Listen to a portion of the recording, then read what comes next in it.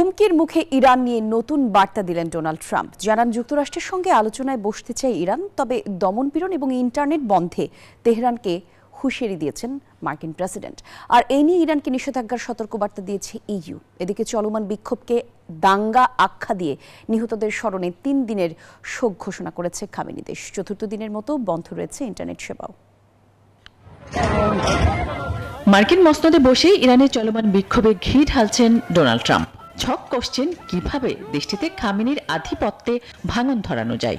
দফায় দফায় দিচ্ছেন ইরানে মার্কিন সামরিক হস্তক্ষেপের হুঁশিয়ারিও। এমন আবহে এয়ারফোর্স ওয়ানে সাংবাদিকদের সঙ্গে আলাপকালে মার্কিন প্রেসিডেন্ট ইরান প্রসঙ্গে দিলেন নতুন বার্তা। ইরানের নেতারা আমাকে ফোন করে ওদের স্বপ্ন পূরণে পাশে থাকতে পেরে আমরা গর্বিত। ছিলেন একটা বৈঠকের আয়োজন করা হচ্ছে, ইরানের নেতৃত্ব সমঝোতা চান। ট্রাম্প দাবি করেন বৈঠকের আগেও মার্কিন সামরিক বাহিনী পদক্ষেপ নিতে পারে, কারণ ইন্টারনেট বন্ধ সহ বিক্ষোভকারীদের উপর কঠোর দমনপীড়ন চালাচ্ছে ইরান সরকার।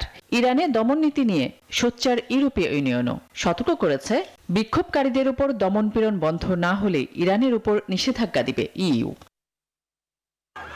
যদিও ইরানে চলমান আন্দোলনকে বিদেশি শক্তির ফসল বলছে খামেনির দেশ। পরিস্থিতি নিয়ন্ত্রণে ইন্টারনেট বন্ধ রাখা সহ কঠোর পদক্ষেপ নিতে আইন শৃঙ্খলা বাহিনীকে নির্দেশ দিয়েছে পেজেশকিয়ান সরকার।